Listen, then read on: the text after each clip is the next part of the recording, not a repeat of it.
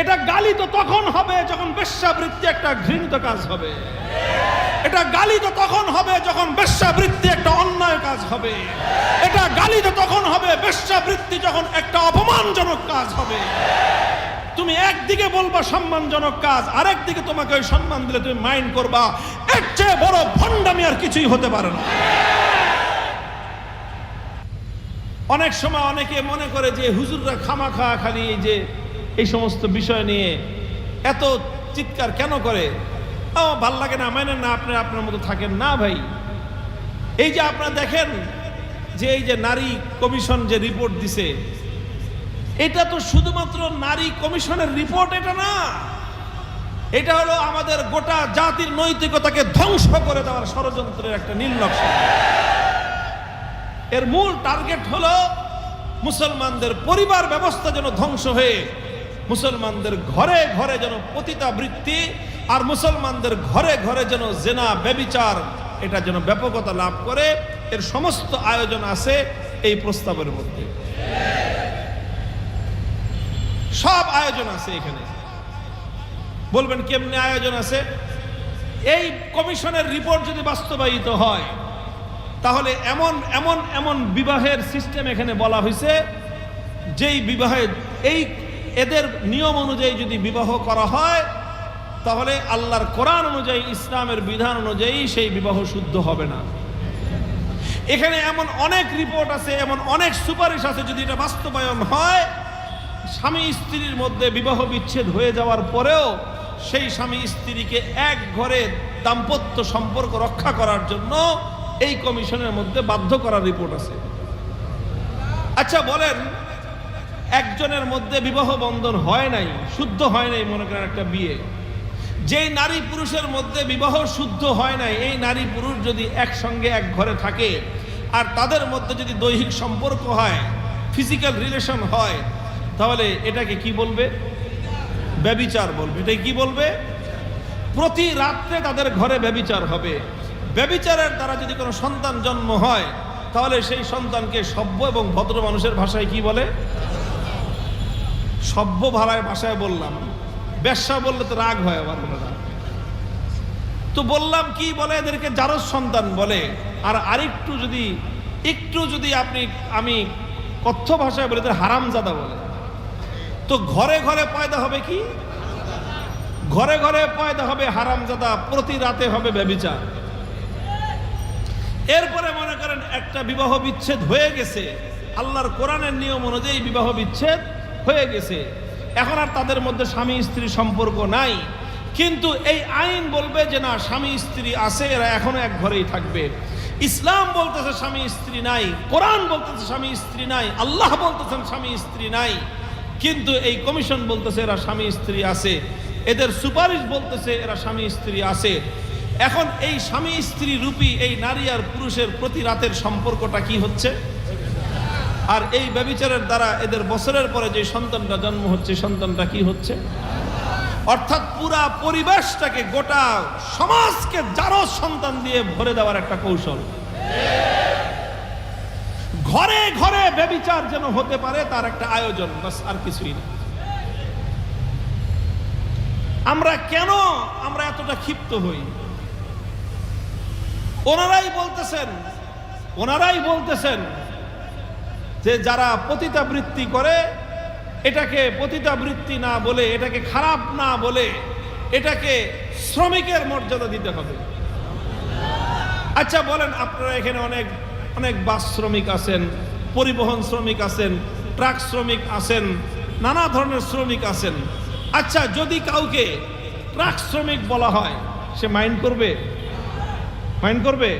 আরে ভাই, ট্রাক শ্রমিক, আমরা তো সাইনবোর্ড লাগাই বেটা ট্রাক শ্রমিক ইউনিয়ন, আমরা কথা বলেন ঠিক না বেটে?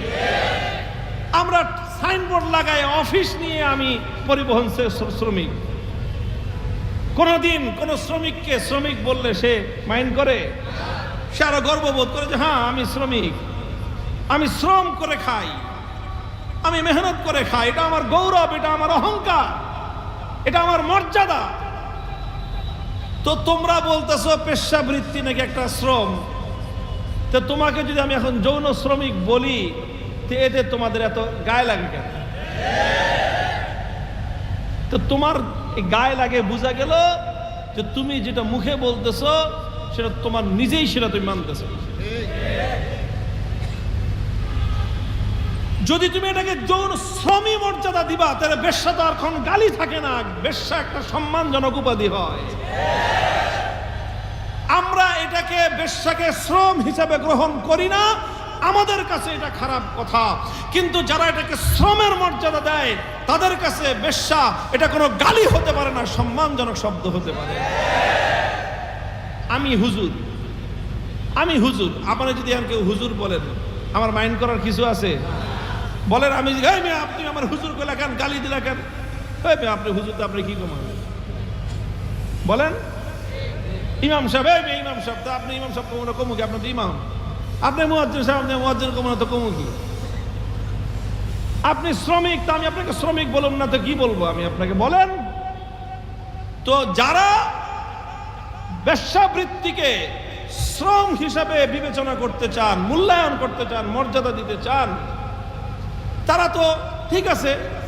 আপনারা এটাকে আমরা মানি বা না মানি, আপনারা তো দাবি করতেছেন, বিশ্বাস করতেছেন যেটা একটা মর্যাদাপূর্ণ একটা পেশা। ঠিক আছে, তো মর্যাদাপূর্ণ পেশার দ্বারা যদি কাউকে বলা হয়, আচ্ছা কাউরে যদি হুজুর বলে, যে কাউকে, আচ্ছা মনে করেন আপনি হুজুর না, এরপর যদি আপনি কেউ হুজুর কয়, মাইন্ড করবেন?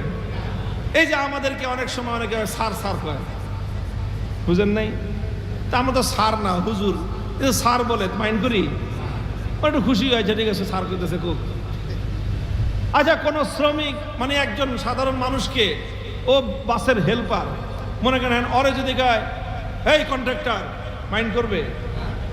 আচ্ছা ভাই আমি কন্ট্রাক্টর হই নাই এখনো, দোয়া করেন আমি যেন কন্ট্রাক্টর হইতে পারি। এই তো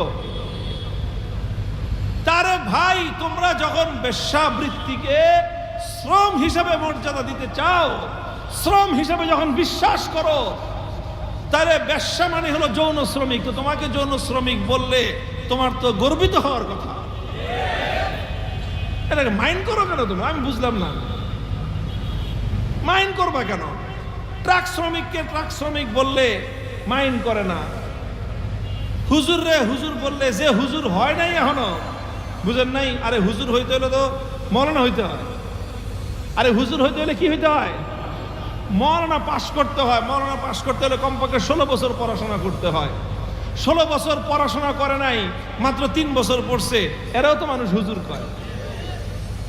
ও কি 16 বছর পড়ছে, মরনা হয়েছে, পরে হুজুর বললে কেউ মাইন্ড করে? ও তো আরো খুশি হয় যে যাক, এখন আমার বাকি আছে আরো 12 বছর পড়াশোনা করার, এখনই পাবলিক আমারে কি কয়? ও তো খুশি হয়। ও তো হুজুর না, ও তো বলে নাই, ও তো কোনোদিন বলে যে আমি এখনো মরনা হয়নি, আপনি আমার হুজুরকে গালি দিলেন কেন? এটা বলে? তো ও যেহেতু হুজুর হওয়ার পক্ষে, ওরে আগে থেকে হুজুর বললে ও খুশি হয়। যারা যৌন শ্রমকে, যারা পতিতা বৃত্তিকে, বেশ্যাবৃত্তিকে যৌন শ্রম বলে চিহ্নিত করে, তাদেরকে যদি যৌন শ্রমিক বলা হয়, এতে মাইন্ড করার কিছু নাই। বেশির চেয়ে বেশিটা বলতে পারো যে আমি এখনো এই মর্যাদা অর্জন করতে পারি নাই, এটুক বলতে পারো যে আপনারা আমি এখনো হেল্পার, আমি এখনো কন্ট্রাক্টর হয়ে সারি নাই, এই কথা বলতে পারো। মাইন্ড করার কি হলো? আমার বুঝে আসে নাই ভাই, এটা মাইন্ড করে কেন তারা?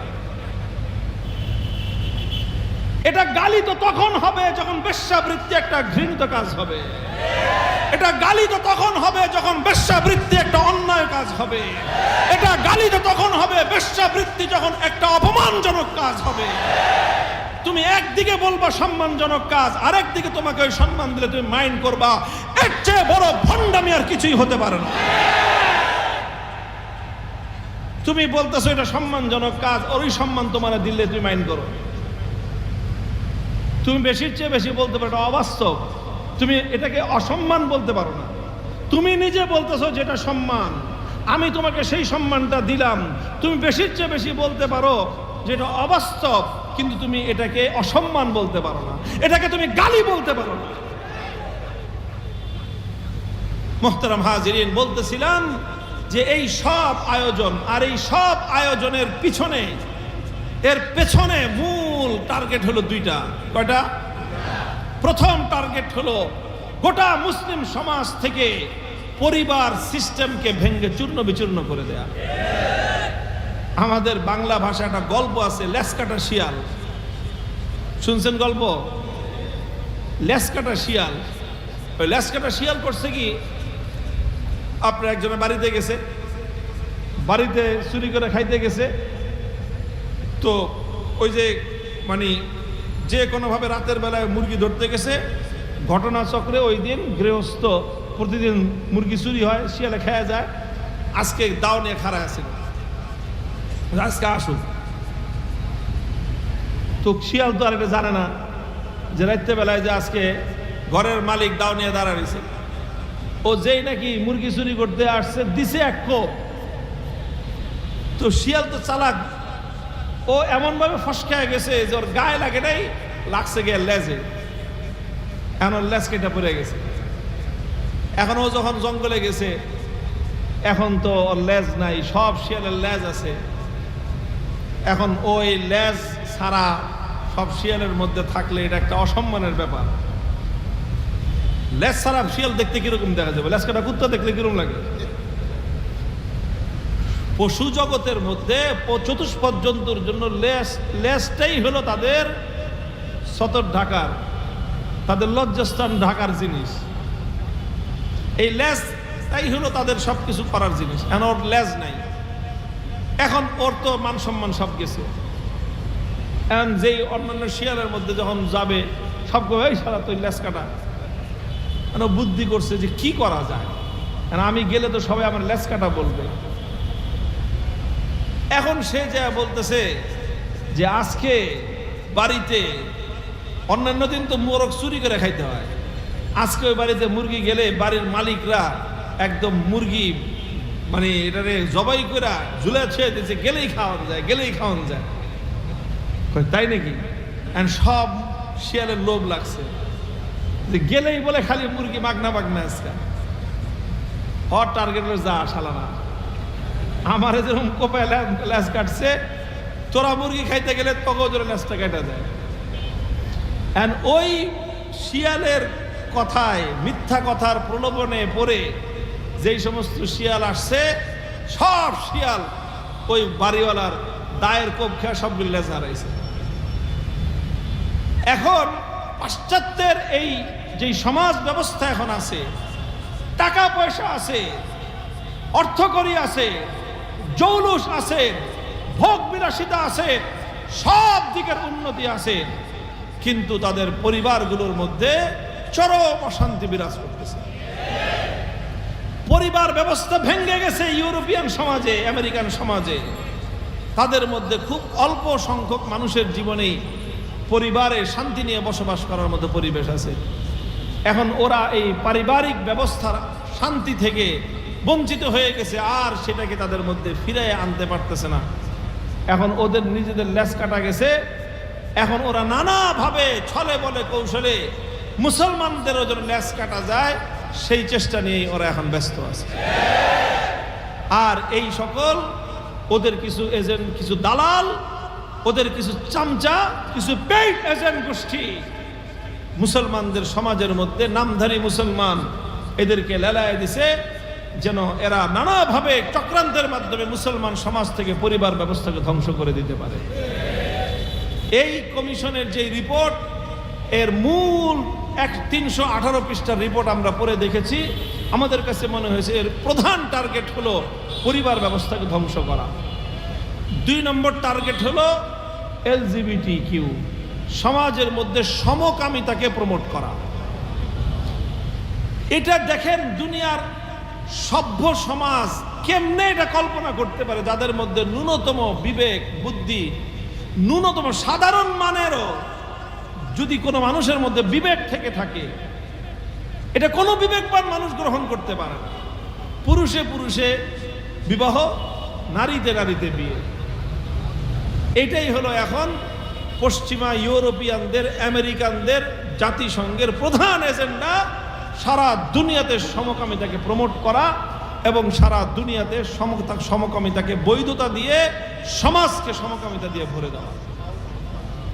এই হলো আপনার এই যে নারী সংস্কার কমিশনের যে রিপোর্ট, এই রিপোর্টটা শুরু থেকে শেষ পর্যন্ত পড়লে সূক্ষ্মভাবে সমাজের মধ্যে এই এলজিবিটি এই যে প্রোগ্রাম, অর্থাৎ সমকামী একটা সমাজ গড়বার একটা আয়োজন নিয়ে সুদূর প্রসারী ষড়যন্ত্র অংশ হিসেবেই এটা তারা প্রস্তাবনা দিয়েছে। মোহতারাম হাজিরিন, আমরা যখনই এই সমস্তের বিরুদ্ধে প্রতিবাদ করি, অনেক মানুষ মনে করে যে হুজুরকে খায় কোনো কাম নেই। হ্যাঁ, আমাদের খায় আর কোনো কাম নেই। আমাদের কাম একটাই, যে আল্লাহর কোরআনের বিরুদ্ধে, ইসলামের বিরুদ্ধে, মুসলমানদের সভ্যতার বিরুদ্ধে, দেশের বিরুদ্ধে, এই জাতিকে ধ্বংস করার জন্য যারাই ষড়যন্ত্র করবে, যারাই চক্রান্ত করবে, ওরা আমাদের জানের দুশমন। জানের দুশমন, পরিষ্কার কথা। এই দেশ বিরোধী শক্তি, ইসলাম বিরোধী শক্তিকে রোধ করার জন্য, প্রতিহত করার জন্য যা করতে হয় আমরা তাই করব। এটা আমাদের কোনো রাগ ঢাকের কথা না, এটা আমাদের ওপেন স্লোগানের কথা। হয় বাঁচবো না হয় মরবো, কিন্তু এইভাবে ইসলাম বিরোধী চক্রের সাথে আপোষ করে এক দেশে এইভাবে বসবাস করব না। আমরা আল্লাহর কোরআন ছাড়তে পারবো না, তোমাদেরকেই তোমাদের অসভ্য এই আদর্শ ছাড়তে হবে। আমরা ইসলামের ভদ্রতার, সভ্যতার এই আদর্শ থেকে বিচ্যুত হতে পারবো না।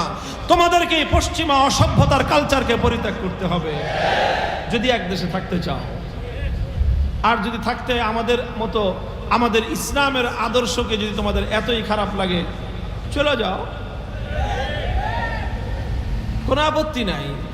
আমরা তোমাদেরকে কিছুই বলবো না, বরং তোমাদেরকে চলে গেলে আমরা যাওয়ার সুযোগ করে দিব, যাও। মোহতারাম হাজির, আমি যেই কথা বলতেছিলাম, আজ পশ্চিমা সভ্যতা, মুসলমানদের বিরুদ্ধবাদী ইহুদি খ্রিস্টানদের শক্তি, তারা মুসলিম জাতি যেন কোনোভাবেই আধ্যাত্মিক শক্তিতে বলিয়ান হতে না পারে, তারা যেন আত্মিক পাওয়ার দ্বারা সম্মিলিত না হতে পারে, তারা আত্মিক পাওয়ার দ্বারা যেন সমৃদ্ধ হতে না পারে, এটাই হলো তাদের চেষ্টা, এটাই হলো তাদের চেষ্টা। نستعينه ونستغفره ونؤمن به ونتوكل عليه ونشهد أن لا إله إلا الله وحده لا شريك له ونشهد أن سيدنا ومولانا محمدا عبده ورسوله صلى الله تعالى عليه وعلى آله وأصحابه وبارك وسلم تسليما كثيرا. أما بعد، فأعوذ بالله من الشيطان الرجيم. بسم الله الرحمن الرحيم. لقد تاب الله على النبي والمهاجرين والأنصار الذين اتبعوه في ساعة العسرة من بعد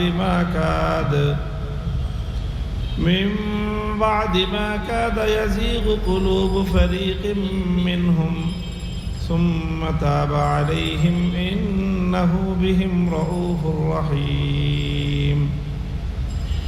وعلى الثلاثة الذين خلفوا حتى إذا ضاقت عليهم الأرض بما رحبت وضاقت عليهم أنفسهم وظنوا أن لا ملجأ من الله إلا إليه ثم تاب عليهم ليتوبوا إن الله هو التواب الرحيم. يا أيها الذين آمنوا اتقوا الله وكونوا مع الصادقين. بارك الله لنا ولكم في القرآن العظيم ونفعنا وإياكم بالآيات والذكر الحكيم. اللهم صل على محمد وعلى آل محمد كما صليت على إبراهيم وعلى آل إبراهيم إنك حميد مجيد اللهم بارك على محمد وعلى آل محمد كما باركت على إبراهيم وعلى آل إبراهيم إنك حميد مجيد এই যে দিছেন এটা সিংহাসন বাতাস যেন না লাগতে পারে পিছনে দিয়ে আসে ফ্যানের বাতাস দেওয়ার ব্যবস্থা করে মোহতারাম হযরত উলামায়ে কেরাম আমার সম্মানিত মুরব্বী সাহেবান সমবেত ইসলাম প্রিয় কোরআন প্রেমিক নবী প্রেমিক তাওহীদি মুসলমান ভাই ও বন্ধুগণ সম্মানিত এলাকাবাসী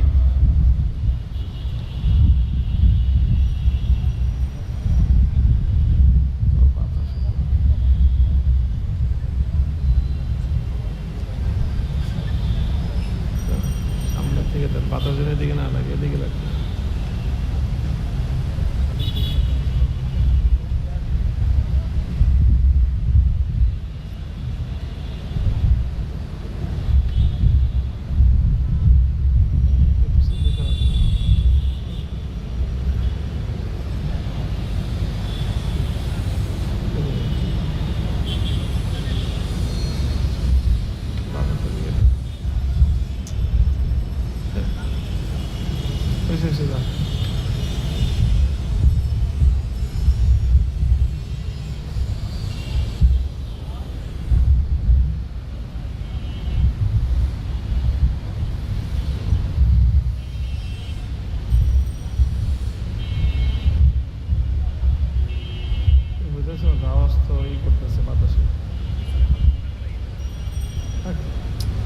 মানুষই করে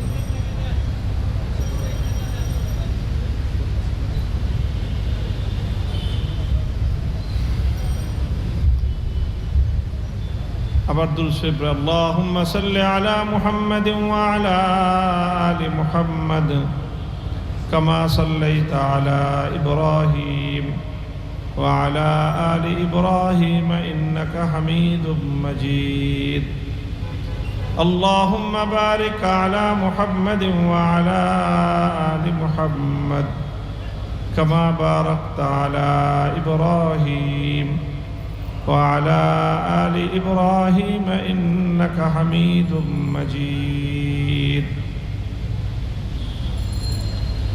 محترم حاضرين আজকে আমাদের এই মাহফিল এটা সাধারণত অন্যান্য যে মাহফিল হয়ে থাকে তার থেকে একটু ভিন্ন রকম একটা মাহফিলের আয়োজন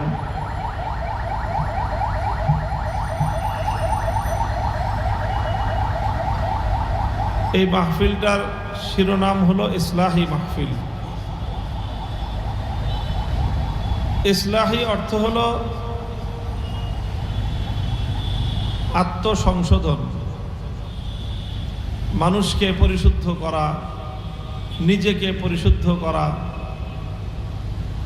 নিজেকে ধুয়ে মুছে পাক পবিত্র করা এটাই হলো ইসলাহ তো এই জন্য আমি আমার এবং আপনার আমাদের সকলের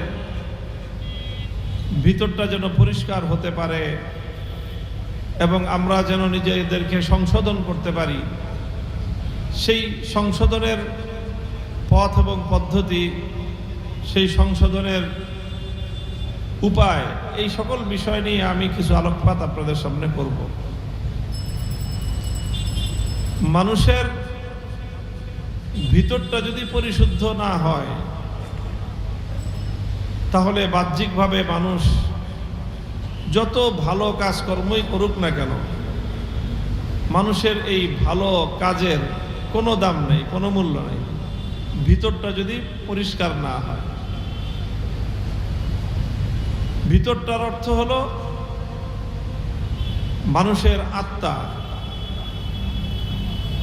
মানুষকে আল্লাহ পাক রব্বুল আলামিন সৃষ্টি করেছেন দুইটা জিনিসের সমন্বয়ে। একটা হলো মানুষের দেহ, বডি, যেটা আমরা বাহ্যিক দেখি।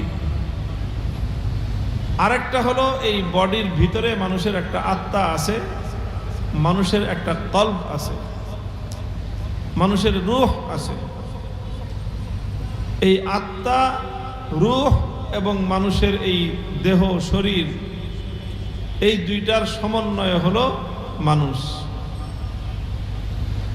যদি মানুষের দেহ না থাকে, আত্মাটাকে মানুষ বলে না, এই আত্মাটাকে বলা হয় রূহ।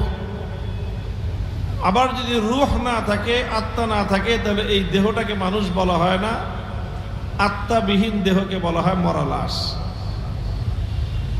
দুটো যখন এক জায়গায় থাকে, একত্রিত থাকে, তখন তাকেই বলা হয় মানুষ। তো মানুষের এই দুইটা জিনিস সমন্বয়ের প্রয়োজন।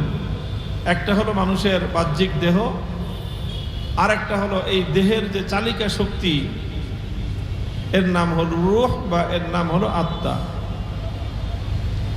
মানুষের, এই জন্য বলেছি আমি যে মানুষের দেহ এবং আত্মা এই দুটো নিয়েই মানুষ গঠিত হয়। তবে এই দুইটার মধ্যে মানুষ হিসাবে মানুষের জন্য বেশি গুরুত্বপূর্ণ হলো মানুষের দেহ নয়, বরং মানুষের আত্মা। দেহের তুলনায় মানুষের আত্মার গুরুত্ব এবং আত্মার প্রয়োজন অনেক বেশি। এই জন্য মানুষের আত্মাটাকে পরিশুদ্ধ করা, ধুয়ে মুছে পাক সাফ করা, এটা বেশি জরুরি দেহকে পরিষ্কার পরিচ্ছন্ন রাখার চেয়েও। আমি প্রথমে যেই কথা বললাম আপনাদের সামনে, সেটা হলো যে যদি মানুষের ভিতরটা যদি ভালো না হয়, মানুষের অন্তর যদি পরিশুদ্ধ না হয়, তাহলে বাহ্যিকভাবে মানুষ যত বড় কাজ করুক, বড় যত আমল করুক, এই সব আমল, এই সকল বড় কাজ, এর কোনোটারই কোনো কানা পয়সা পরিমাণ মূল্য নাই। হাদিসের কিতাবের মধ্যে রাসূল আকরাম সাল্লাল্লাহু আলাইহি ওয়াসাল্লামের একটি হাদিস বর্ণিত হয়। নবী আকরাম সাল্লাল্লাহু আলাইহি ওয়াসাল্লাম বলেন যে কিয়ামতের দিন তিনজন মানুষকে দিয়ে আল্লাহ পাক রব্বুল আলামিন জাহান্নামকে উদ্বোধন করবেন। তিন শ্রেণীর মানুষকে দিয়ে জাহান্নামের মধ্যে, দোজখের মধ্যে যাদেরকে সর্বপ্রথম নিক্ষেপ করবেন, তাহলে কয় শ্রেণীর মানুষ? তিন শ্রেণীর মানুষ। এখন স্বাভাবিকভাবে যদি জিজ্ঞাসা করি, আচ্ছা আপনাদের ধারণা কি, বলেন তো সেই তিন শ্রেণীর মানুষ কারা হইতে পারে? তাহলে স্বাভাবিকভাবে হয়তো অনেকে মনে করবে যাদেরকে সর্বপ্রথম জাহান্নামে আল্লাহ পাক নিক্ষেপ করবেন, এরা হবে 1 নম্বর যারা খুনি, 2 নম্বর যারা চাঁদাবাজ, 3 নম্বর যারা মাদক সেবী, গাঞ্জুট্টা। এটা স্বাভাবিক একটা ধারণা আসবে। কিন্তু আল্লাহ রাসূল সাল্লাল্লাহু আলাইহি ওয়াসাল্লাম যেটা বলেছেন সেটা এর কোনোটাই না। যত বড় অপরাধী, সন্ত্রাসী, খুনি, হত্যাকারী, লুণ্ঠনকারী, চোর, ডাকাত, বদমাশ, যত ধরনের অপরাধ আছে এর কোনোটাই আল্লাহ রাসূল সাল্লাল্লাহু আলাইহি ওয়াসাল্লাম এখানে বলেন নাই।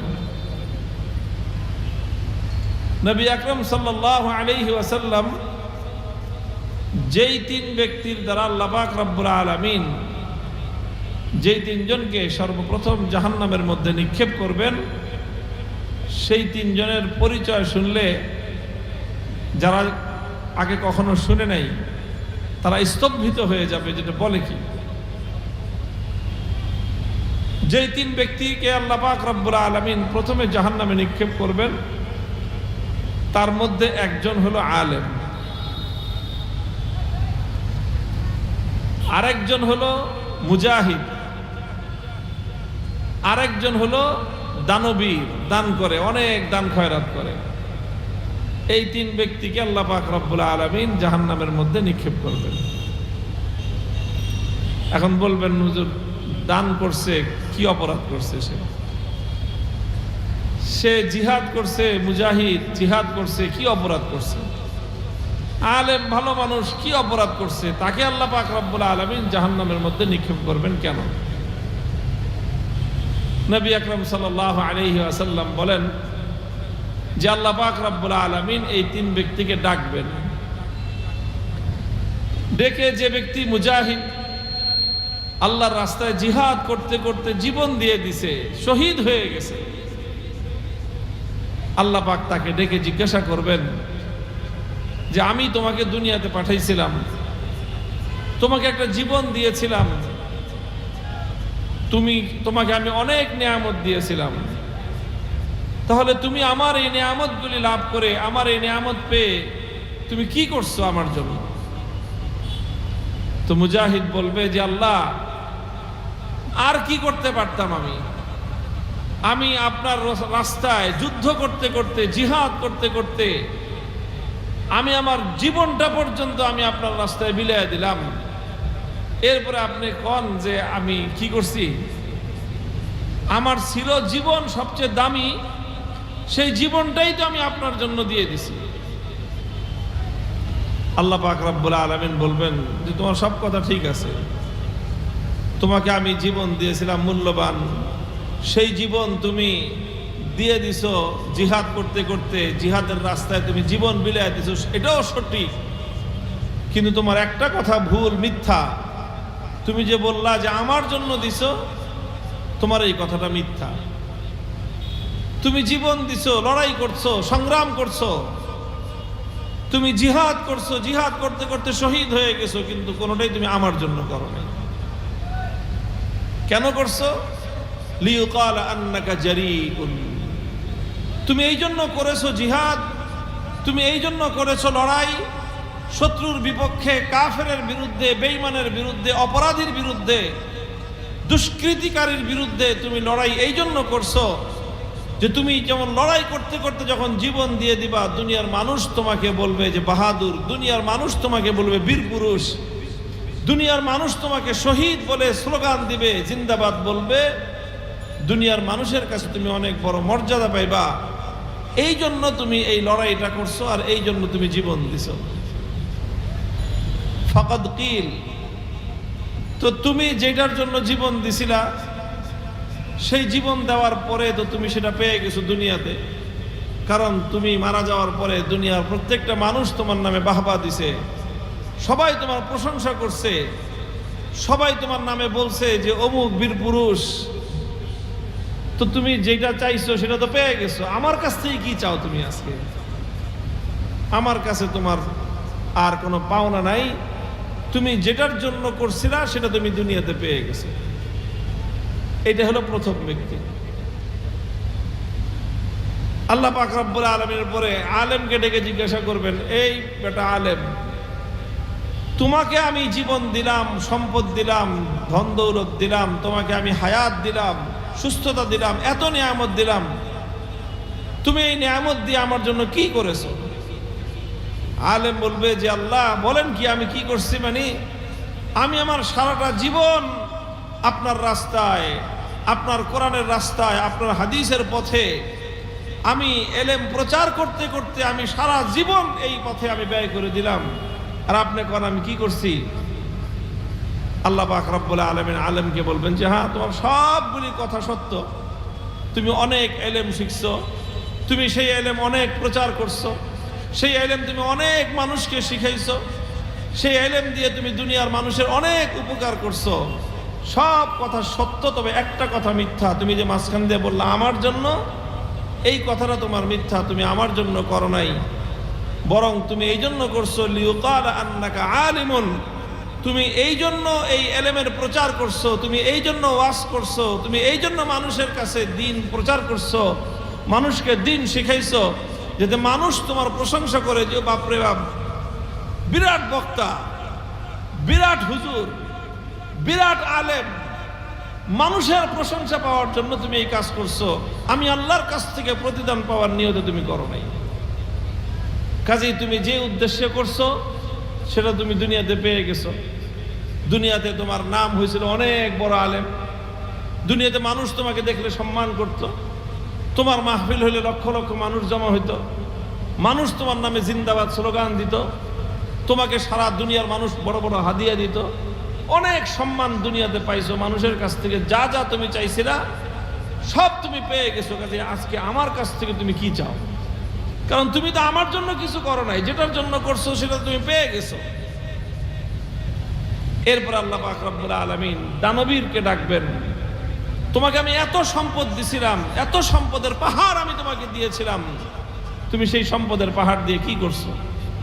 সে বলবে যে আল্লাহ বলেন কি আমি কি করছি? মানে দেখেন নেই, আমি আমার সম্পদ দেদারসে মানুষের মধ্যে দান করছি, খয়রাত করছি, মানুষের কল্যাণে ব্যয় করছি, সমাজ কল্যাণে ব্যয় করছি, অভাবী মানুষকে দান করছি, দুঃখী মানুষকে দান করছি, মানুষকে চিকিৎসার জন্য মানুষকে খরচ দিছি, মানুষের অভাবী মানুষের আমি অভাব পূরণ করছি, ক্ষুধার্ত মানুষের ক্ষুধার ব্যবস্থা করছি, মানুষের জন্য কল্যাণ হয় এমন প্রত্যেকটা কাজে আমি দুই হাতে আমি হাত খুলে ব্যয় করছি। সবই তো করছে আল্লাহ আপনার জন্য। আল্লাহ তাকেও একই কথা বলবেন যে তোমার সবগুলি কথা সত্য আছে, যে তুমি অনেক খরচ করছো, অনেক চারিদিকে তোমার দুই হাতে তুমি খালি বিলায় গেছো, তবে তোমার ওই কথাটা মিথ্যা যে আমার জন্য করছো, এই কথাটা ঠিক না। বরং তুমি কেন করছো? লিয়ুকাল আন্নাকা জাওয়াদুন, তুমি এই জন্য করছো যেন দুনিয়ার মানুষ তোমাকে দানবীর বলে, দুনিয়ার মানুষ যেন তোমাকে অনেক বলে, যুগের হাতেম তাই, দানবীর অমুক হাজী সাহেব, এই সমস্ত বলার জন্য তুমি করছো। কাজেই তোমাকে তো দুনিয়াতে মানুষ দানবীর বলছে, তোমার নামের শুরুতে টাইটেল লাগায় দিছে দানবীর হাজী, সব তো হয়েছে। তো তুমি যেটার জন্য করছিলা, এত পয়সা খরচ করছো যেটার জন্য, সেটা তুমি পেয়ে গেছো। কাজে আজকে তুমি আমার কাছে কি চাও? আজকে তোমার আমার কাছে কোনো কিছু, কোনো বিনিময় নাই। এরপর আল্লাহ পাক রব্বুল আলামিন ফেরেশতাকে ডেকে বলবেন যে এই হুজুরকে আর এই শহীদকে আর এই দানবীর, এই তিনটারের ঠ্যাং উপরের দিকে ঝুলাইয়া, মাথা নিচের দিকে দিয়া ঝুলাইয়া জাহান্নামের মধ্যে নিয়ে এদেরকে নিক্ষেপ করো। এটা আমরা আমাদের কারো কথা না, এটা স্বয়ং আল্লাহ রাসূল সাল্লাল্লাহু আলাইহি ওয়াসাল্লামের কথা। এই জন্য আমি প্রথম যেই কথাটা বললাম সেটা হলো যে আমাদের আত্মাকে পরিশুদ্ধ করার গুরুত্ব অনেক বেশি। বাহ্যিক দেহকে আমরা সুন্দর করার জন্য, আমল করার জন্য হয়তো অনেকে চেষ্টা করি, কিন্তু ইসলাহ, নিজের সমস্যাটা কোথায় সেই সমস্যার সমাধান করার প্রতি যদি আমরা গুরুত্ব না দেই, তাহলে অনেক কাজ করব, দিন শেষে যে দেখা যাবে যে কিছুই নেই। মাছ মারতেছে কেউ, সারা বিল জুড়ে মাছ মারতেছে আর কলের মধ্যে রাখতেছে, মাছ মারতেছে আর ব্যাগের মধ্যে রাখতেছে, মাছ মারতেছে আর থলির মধ্যে রাখতেছে, কিন্তু থলির নিচ দিয়ে সাদা।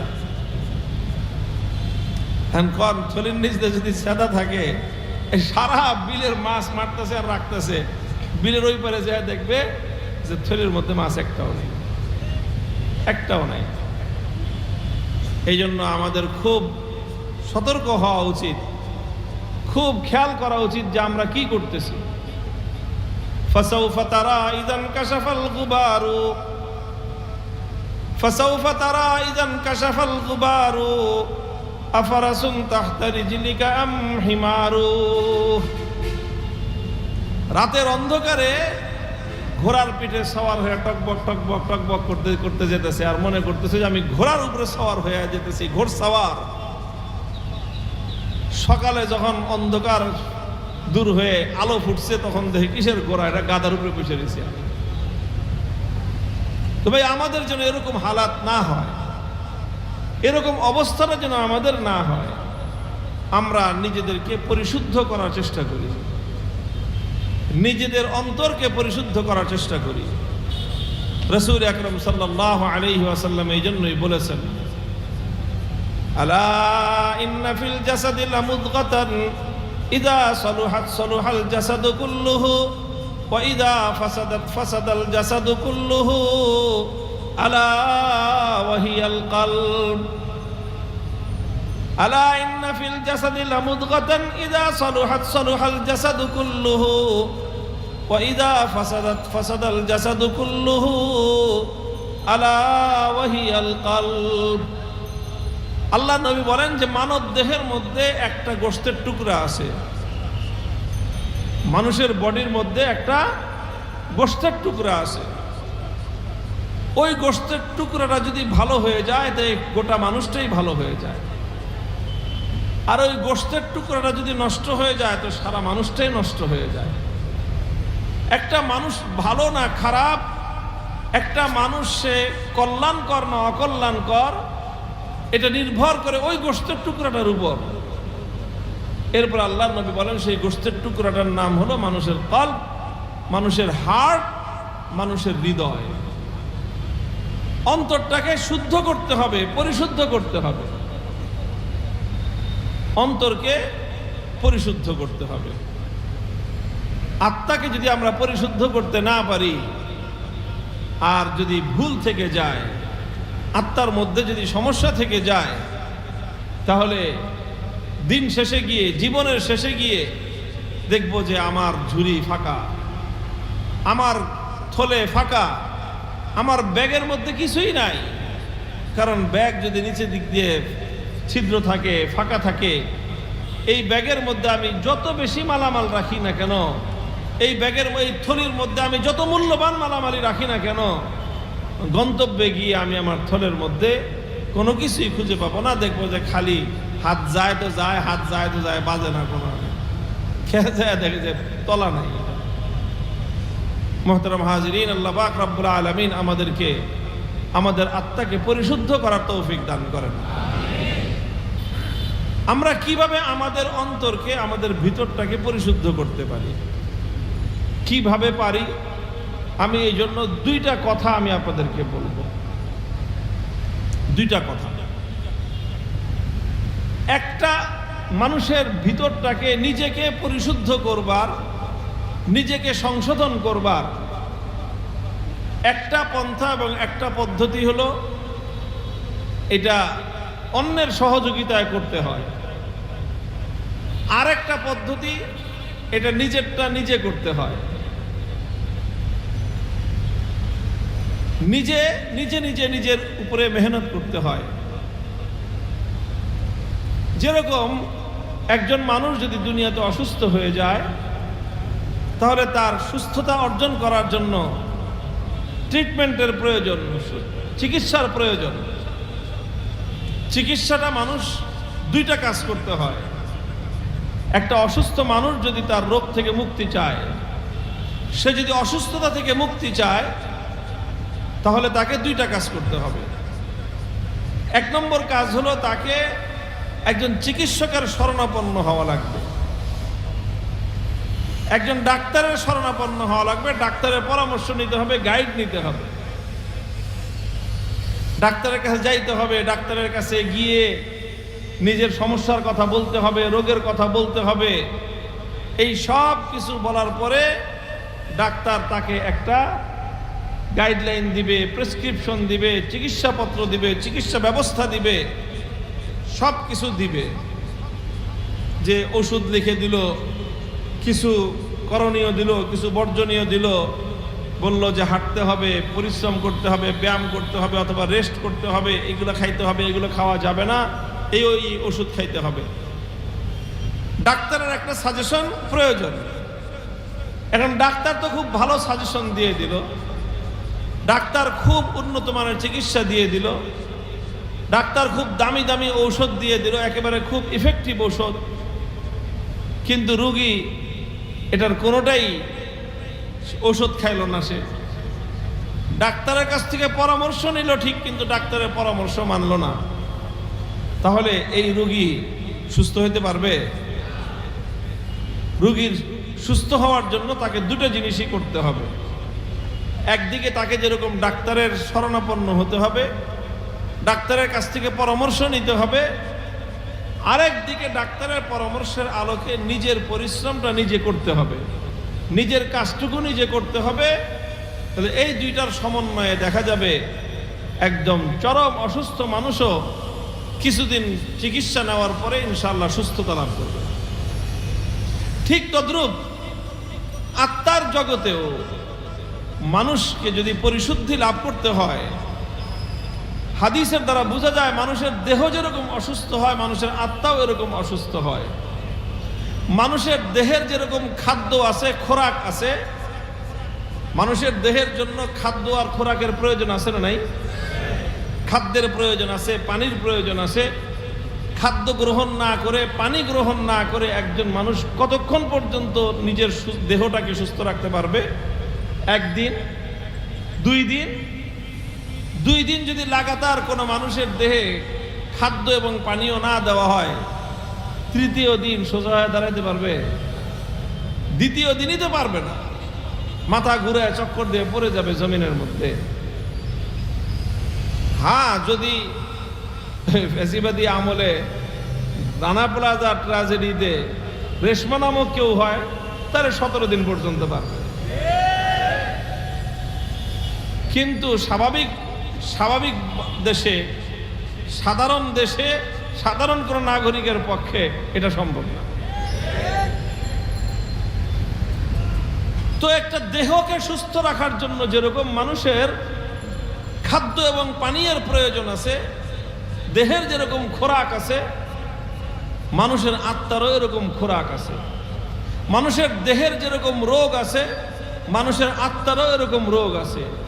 মানুষের দেহের যেরকম রোগ থেকে মুক্তির ব্যবস্থা আছে, আত্মারও এরকম রোগ থেকে মুক্তির ব্যবস্থা আছে। মানুষের দেহের রোগের যেরকম চিকিৎসক আছে, মানুষের আত্মার রোগেরও এরকম চিকিৎসক আছে। মানুষের দেহের রোগ থেকে সুস্থ হওয়ার জন্য যেরকম ঔষধ আছে, আত্মার রোগ থেকে মানুষের মুক্ত হওয়ারও ওরকম ঔষধ আছে। তবে সবগুলো হলো প্রয়োগ করলেই একজন মানুষ পরিপূর্ণ সুস্থতা অর্জন করতে পারে। মানুষের দেহের উপর, একটা মানুষ যদি তার দেহের উপর মেহনত করে, একটা মানুষ যদি তার দেহের উপর পরিশ্রম চালায়, তাহলে এই একটা মানুষের দেহে অসম্ভব। সম্ভব কিনা বলেন তো? এই যে মনে করেন আমরা দেখি যে কিছু মানুষ আছে যারা বডি বিল্ডার, বডি বানায়। তারা তো কিছু মানুষ আছে শুধু শরীরের স্বাস্থ্য, শুধু সুঠাম বানায়। এদের মধ্যে আরো কিছু আছে যারা কুস্তিগীর, কুস্তি লড়ে, কুস্তি। এদের মধ্যে কিছু আছে আবার বক্সার, এরা বক্সিং খেলে। তো এই যে যারা বক্সার, বক্সিং খেলে, বক্সিং লড়ে, অথবা যারা কুস্তিগীর, যারা কুস্তি লড়ে, এখন তো কুস্তির কথাটা শোনা যায় না। আগে বাংলাদেশে আমাদের ছোটকালে আমরা দেখছি যে পাকিস্তান থেকে কুস্তিগীর আসতো, নাসের ভুলু, আরো কি ভুলু পালোয়ান, এইসব আসতো পৃথিবীর বিভিন্ন দিক থেকে। আর পত্র পত্রিকা এই সমস্ত কুস্তিগীরদের যে দৈনিক খাবারের যে তালিকা, এই তালিকা শুনলে, খালি এই তালিকা পড়লেই মাথা ঘুরে যেত। ডেলি সকালবেলা নাস্তা হলো 120টা ডিম, এই নাসের ভুলু 120টা ডিম, একটা ছাগল মানে একটা পুরা খাসি, আর এরকম মনে করেন 1-150 রুটি, এর সাথে আর কিছু 3 কেজি দুধ, 4 কেজি মাঠা বা মাখন, এই হলো তার সকালের নাস্তা। এগুলি খেয়ে এবং এটার সঙ্গে আরো পরিশ্রম করে, ব্যায়াম করে, এগুলো করে করে একজন কুস্তিগীর এত শক্তি অর্জন করে তার এই দেহের মধ্যে, যে সাধারণ 5-7 জন মানুষ এই কুস্তিগীরের সামনে কিছুই না, ধরে ধরে আছাড় মারতে পারে এক হাত দিয়ে একটা মানুষকে উঠায়। একজন boxing Mohammad Ali clay, Mohammad Ali clay এমন বক্সার যে আমাদের মতো 2, 4, 5, 10 জন মানুষ যদি তার সঙ্গে লড়তে যায় খালি হাতে, একটা বক্সিং মারবে এক একজনরে, আর মানে দ্বিতীয়বার ওইটা দাঁড়ানোর যাবে না। সে এমন শক্তি বক্সাররা অর্জন করে। বলেন করে কি করে না? করে। একজন বক্সিং যে খেলে তার হাতে এরকম শক্তি আসে। একজন কুস্তিগীর তার শরীরে এই পরিমাণ শক্তি আসে কেমনে আসে? তার হাত তো দুইটাই না চারটা, বলেন তো? হাত দুইটা, পাও দুইটা, শরীর সব আমাদের শরীরের মতোই, কিন্তু সে তার এই শরীরের উপর মেহনত করে, তার এই শরীরকে চর্চা করে, সে শরীর চর্চা করে, নিয়ম মাফিক সে শরীর চর্চা করে, আর এর জন্য একটা সিস্টেম সে মেনটেন করে, খাবার দাবার খায় ওই পরিমাণ, এবং শুধু খায়া খালি ঘুমায় না। খায়া খালি ঘুমাইলে তো কয়েকদিন পরে সে আপনার খালি মেদ ভুরি হবে। খায় যেরকম, পরিশ্রম করে তার চেয়ে বেশি, ঘাম ঝরানো পরিশ্রম করে। একজন বক্সার যারা দৌড়ায়, দৌড়বিদ, আরে দৌড়বিদ তো দূরের কথা, যারা খেলোয়াড়, তারা যেই পরিমাণ প্রতিদিন পরিশ্রম করার, ঘাম ঝরায়, তো এরকম কুস্তিগীর পাহলোয়ান সে পরিশ্রম করতে করতে করতে করতে করতে করতে একজন মানুষের দেহের মধ্যে 10 জন মানুষের চেয়ে বেশি শক্তি সঞ্চয় হওয়া সম্ভব। কিসের মাধ্যমে? এই দেহটার উপর পরিশ্রমের মাধ্যমে, দেহকে পর্যাপ্ত পরিমাণ আহার এবং খোরাক দেওয়ার মাধ্যমে, দেহের মধ্যে পুষ্টিকর খাবার দেওয়ার মাধ্যমে। কোনো ব্যক্তি যদি দেহের মধ্যে পুষ্টিকর খাবার দেয়, দেহের মধ্যে যদি শক্তিশালী খাবার সরবরাহ করে, কোনো ব্যক্তি যদি দেহটাকে চর্চা করে, শরীর চর্চা করে, ব্যায়াম করে, তাহলে এই সব জিনিসের মাধ্যমে একটা মানুষ, সাধারণ একটা মানুষ এই পরিমাণ শক্তি তার দেহের মধ্যে সে অর্জন করতে পারে যে তার মতো 10 জন মানুষের দেহের শক্তির চেয়ে তার একার শক্তি বেশি হয়ে যায়। মোহতারাম হাজিরিন, মানুষের দেহের মধ্যে চর্চার মাধ্যমে, মেহনতের মাধ্যমে, পরিশ্রমের মাধ্যমে মানুষ এতটুকু করতে পারে যে একজন মানুষের দেহের শক্তি 10 জন মানুষের দেহের শক্তির চেয়ে বেশি হয়। কিন্তু একজন মানুষ যতই চর্চা করুক না কেন, একজন মানুষের দেহের শক্তি 1 লক্ষ মানুষের চেয়ে বেশি কোনোদিন হতে পারে না। একজন মানুষ যতই শরীর চর্চা করুক না কেন, যতই সে বক্সিং শিখুক না কেন, সে যত বড় কুস্তিগীর হোক না কেন, একজন মানুষের দেহের মধ্যে 1000 মানুষের চেয়ে শক্তি বেশি হতে পারে না। একজন মানুষের দেহের মধ্যে 100 মানুষের চেয়েও বেশি শক্তি হতে পারে না। বেশির চেয়ে বেশি 5 জন, 10 জন, 10 জনের সমান তার শক্তি হতে পারে, কিন্তু 100 জন মানুষের মতো শক্তি একজন মানুষের দেহে, যত বড় কুস্তিগীর হোক, যত বড় পাহলওয়ান হোক, যত বড় বক্সার হোক, তার দেহে এর চেয়ে বেশি শক্তি সে সঞ্চয় করতে পারে না। কিন্তু আল্লাহর কসম খেয়ে বলি, একজন মানুষ যদি তার আত্মার উপর মেহনত করতে থাকে, একজন মানুষ যদি তার রুহের উপর মেহনত করতে থাকে, একজন মানুষ যদি তার কল্পের শক্তির উপর মেহনত করতে থাকে, আর কল্পকে যদি সে পুষ্টিকর খাবার দিতে থাকে, কল্পকে যদি সে পরিচর্যা করতে থাকে, কল্পের উপর যদি সে মুজাহাদা করতে থাকে, একজন মানুষের আত্মার মধ্যে এই পরিমাণ শক্তি অর্জন হওয়া সম্ভব। লক্ষ কোটি নয়, সারা পৃথিবীর সমস্ত জিন এবং ইনসান মিলে একজন মানুষের আত্মার শক্তির মোকাবেলা করতে পারে। অর্থাৎ মানুষের দেহের উন্নতির একটা সীমা আছে। মানুষের দেহের উন্নতির একটা সীমা আছে, যে একটা মানুষের দেহের মধ্যে কতটুকু শক্তি হতে পারে, একটা মানুষের দেহ কতটুকু শক্তিমত্তা অর্জন করতে পারে, তার একটা সীমা আছে। কিন্তু একটা মানুষের আত্মাকে যদি সে পরিচর্যা করে, আত্মাকে যদি সে চর্চা করে, আত্মাকে যদি সে পরিশুদ্ধ করে, আর আত্মার শক্তি যদি সে অর্জন করতে থাকে, আত্মার শক্তি যদি সে অর্জন করতে থাকে, আত্মার শক্তি অর্জন করতে করতে করতে করতে একজন মানুষ আত্মার মধ্যে এই পরিমাণ শক্তি অর্জন করতে পারে যে দুনিয়ার সমস্ত শক্তি একটা মানুষের আত্মার শক্তির সামনে পরাস্ত হয়ে যেতে পারে। আল্লাহ পাক রব্বুল আলামিন মানুষকে দেহ এবং আত্মা দুটার সমন্বয় করে তৈরি করেছেন। দেহের উন্নতির একটা সীমা আছে, লিমিটেশন আছে। অল্প দূর পর্যন্ত গিয়ে দেহের দৌরাত্ম শেষ, এর চেয়ে বেশি আর দেহ দৌরাত্ম হতে পারে না। একজন মানুষ চিকিৎসা করে, ঝুলে ব্যায়াম করে, হ্যাঁ লম্বা হতে পারে, কিন্তু কতটুকু লম্বা হতে পারে? 6 ফিট, আচ্ছা না 7 ফিট লম্বা হতে পারে। একজন মানুষ তো 20 ফিট লম্বা হতে পারে না। একজন মানুষ তার শরীরকে বডি বিল্ডিং করতে পারে, তার বক্ষটাকে হয়তো 40-এর জায়গায় তার বক্ষকে বিল্ডিং করে সে 50 ইঞ্চি বানাইতে পারে, কিন্তু একটা মানুষের বক্ষ কোনোদিন 100 ইঞ্চি হতে পারে না। একটা সীমা আছে, একটা মানুষের শরীরের মধ্যে শক্তি সঞ্চয় করতে পারে, কিন্তু শরীরের শক্তি কতটুকু সঞ্চয় করতে পারে? 5 গুণ 10 গুণ পর্যন্ত পারে, কিন্তু 100 গুণ বেশি শক্তি একটা মানুষের দেহের মধ্যে সে সঞ্চয় করতে পারে না। কিন্তু মানুষ যদি আত্মার উপর মেহনত করতে থাকে, তাহলে আত্মার মধ্যে মানুষের শক্তি এই পরিমাণ বাড়তে পারে যে তার কোনো লিমিটেশন নাই, তার কোনো সীমা পরিসীমা নাই। মানুষের আত্মার উপর আল্লাহ পাক রব্বুল আলামিনের যদি রহম হয়, তাহলে সেই আত্মার মধ্যে আল্লাহ পাক রব্বুল আলামিন এইরকম শক্তি দিতে পারেন। আল্লাহ পাক এমন শক্তি দিয়ে দেন যে সারা পৃথিবীর মানুষ যেই কাজ করতে পারে না, মানুষের আত্মা যদি পরিশুদ্ধ হয়ে যায়, আত্মার শক্তি দিয়ে মানুষের পক্ষে সেই অসাধ্যকে সাধন করা সম্ভব। মানুষের আত্মার মধ্যে আল্লাহ পাক রব্বুল আলামিন সেই সক্ষমতা রেখেছেন। এই জন্য ভাই, আমরা দেহকে নিয়ে, আমরা আমার দেহের সুস্থ নিয়ে যেই পরিমাণ টেনশন ফিল করি, আমরা আমাদের দেহকে পরিশুদ্ধ করার জন্য যেই পরিমাণ চেষ্টা আর ফিকির করি, আমরা আমাদের দেহকে সুস্থ রাখার জন্য যেই পরিমাণ চেষ্টা করি, আমরা আমাদের দেহের শক্তি বৃদ্ধি করার জন্য যেই পরিমাণ চেষ্টা করি, আমরা আমাদের আত্মার শক্তি বৃদ্ধি করার জন্য, আমাদের আত্মাকে শুদ্ধ রাখার জন্য, আমাদের আত্মাকে সুস্থ রাখার জন্য সেই পরিমাণ মেহনত তো দূরের কথা, তার 1000 ভাগের 1 ভাগও চেষ্টা করি। এর চেয়ে বোকামি আর কি হইতে পারে বলেন তো?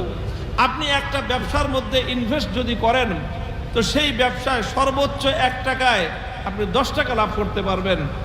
আবার আপনার কাছে এমন ব্যবসাও আছে, ওই ব্যবসায় যদি আপনি মেহনত করেন, ওই ব্যবসায় যদি আপনি ইনভেস্ট করেন, তাহলে নিশ্চিতভাবে সেই ব্যবসায় ইনভেস্ট করলে 1 টাকায় লক্ষ টাকা হতে পারে। তা আপনি সেখানে 1 টাকা ওই লক্ষ টাকার ব্যবসায় বিনিয়োগ না করে 10 টাকার ব্যবসায় বিনিয়োগ করলে দুনিয়ার প্রত্যেকটা মানুষ বলবে আপনাকে বোকা, যে এত বড় ব্যবসা বাদ দিয়ে, এত বড় অপরচুনিটি বাদ দিয়ে, এত বড় সুযোগ বাদ দিয়ে কোনো বোকা মানুষ এই ব্যবসা করে নাকি? বলবে না মানুষ? বলেন তো ভাই, মানুষের আমাদের দুইটাই আমার, দুটাই আপনার, দেহটাও আমার, আত্মাটাও আমার। কিন্তু আমরা দেহের পিছনে যেই পরিমাণ সময় ব্যয় করি, দেহের শান্তির জন্য আমরা যেই পরিমাণ কষ্ট স্বীকার করি, দেহের শান্তির জন্য, দেহের উন্নতির জন্য, দেহের সুস্থতার জন্য আর দেহের শক্তিমত্তার জন্য যেই পরিমাণ পরিশ্রম, যেই পরিমাণ সাধনা আমরা ব্যয় করি, আমাদের আত্মার সুস্থতা, আত্মার শক্তিমত্তার জন্য যদি আমরা সেই পরিমাণ মেহনত আর সেই পরিমাণ শ্রম ব্যয় করতাম, তো আল্লাহর কসম খেয়ে বলি, দেহের উন্নতির মাধ্যমে আমি যা কিছু অর্জন করতে পারি, আত্মার উন্নতির মাধ্যমে এর চেয়ে লক্ষ কোটি গুণ বেশি অর্জন করা সম্ভব ছিল আমার। মুহতারাম হাজিরিন, এই জন্য ইকে মি বিনি গিলাফে আদমান, ইকে মি বিনি গিলাফে আদমান, নেসেতন আদম খিলাফে আদমান, ইকে মি বিনি খিলাফে আদমান, নেসেতন আদম খিলাফে আদমান। দেখো, শুধু এই যে তুমি যেটা দেখতেছো, দেহ এবং আত্মা, এই দুইটাকে যদি তুলনা করা হয়, তাহলে দেহটা হলো আসলে খোলস, দেহটা হলো খোলস, ভিতরের আত্মাটাই হলো আসল মালপানি হলো আত্মা। তো এই জন্য আমি কথা শুরু করেছিলাম যে আজকে আমাদের ইসলাহি মজলিস, ইসলাহি মজলিসের অর্থই হলো নিজের আত্মাকে পরিশুদ্ধ করার চেষ্টা, আত্মার সুস্থ করার চেষ্টা, আত্মার শক্তিমত্তা বৃদ্ধি করবার চেষ্টা, আত্মার উপর মেহনত করার একটা চেষ্টা। এই চেষ্টাটা যদি আমরা করি, তাহলে এটা অনেক বেশি প্রফিটেবল, এটা অনেক বেশি লাভজনক। আমি বলতেছি না যে দেহের প্রতি লক্ষ্য রাখতে হবে না, না, আমি দেহের প্রতি তো যত্ন রাখবই, দেহের উন্নতির চেষ্টা তো করবই, দেহটাকে সুস্থ রাখার চেষ্টা করবই, দেহের শক্তিমত্তা বৃদ্ধি করারও চেষ্টা করব। তবে মনে রাখবেন, দেহের শক্তিমত্তা আর দেহের আপনার এই যে দেহের শক্তি আর দেহের সুস্থতার চেয়ে আত্মার সুস্থতা এবং আত্মার শক্তির মূল্য এবং তার পাওয়ার অনেক বেশি।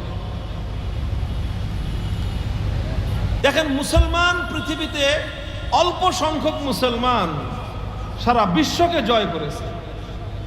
হযরত ওমর ফারুক রাদিয়াল্লাহু তাআলা আনহুর সময়ে আমরা ইতিহাস যদি পর্যালোচনা করি তাহলে সেই সময়ে দেখব যে এই যে অর্ধ পৃথিবী মুসলমানরা বিজয় করেছিল, অর্ধেকটা পৃথিবী, বাকি অর্ধেকটা বিজয় করে নাই এই জন্য না যে ওটা মুসলমানরা বিজয় করতে পারে নাই, ব্যাপারটা এমন না।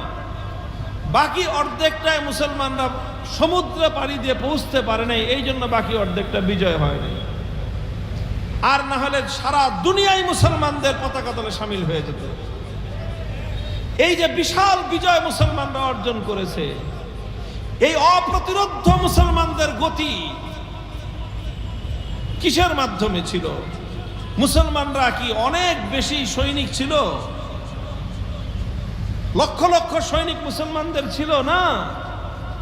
হযরত ওমর ফারুক রাদিয়াল্লাহু তাআলা আনহুর যুগে পারস্য সাম্রাজ্যের সঙ্গে যেই যুদ্ধটা হয়, একেবারে চূড়ান্ত একটা যুদ্ধ, যেই যুদ্ধের মাধ্যমে পারস্যের সাথে একেবারে সিদ্ধান্তমূলক একটা যুদ্ধ ছিল যে এই যুদ্ধে জয় পরাজয়ের মধ্য দিয়ে হয় পারস্য টিকে থাকবে, না হয় মুসলমানরা টিকে থাকবে।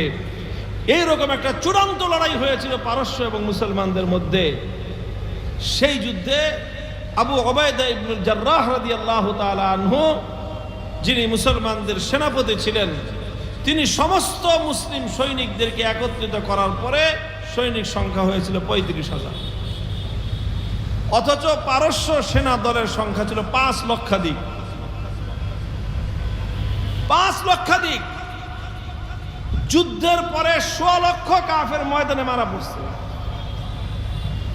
বাকি হাজার হাজার কাফের মুসলমানদের হাতে বন্দী হয়েছে। লক্ষ লক্ষ কাফের মুসলমানদের দেখে ময়দান থেকে পালায়ে গেছে। আল্লাহ পাক রব্বুল আলামিন মুসলমানদেরকে এমন বিজয় দান করেছেন। কি ছিল মুসলমানদের হাতে? মুসলমানদের হাতে কি অনেক শক্তিশালী অস্ত্র ছিল? মুসলমানদের হাতে কি অনেক টাকা পয়সা ছিল? মুসলমানরা কি এরকম দৈত্য দানব ছিল? না, মুসলমানরা কোনো দৈত্য দানব ছিল না। মুসলমানরা এরকম এক একজন মানে খেয়ে খেয়ে পাহলোয়ান হয়ে গেছে, ব্যাপারটা এমনও ছিল না। মুসলমানরা দৈহিক শক্তির দিক থেকে অন্যদের তুলনায় অস্বাভাবিক কোনো সাধারণ দৈহিক শক্তির মালিক ছিলেন না।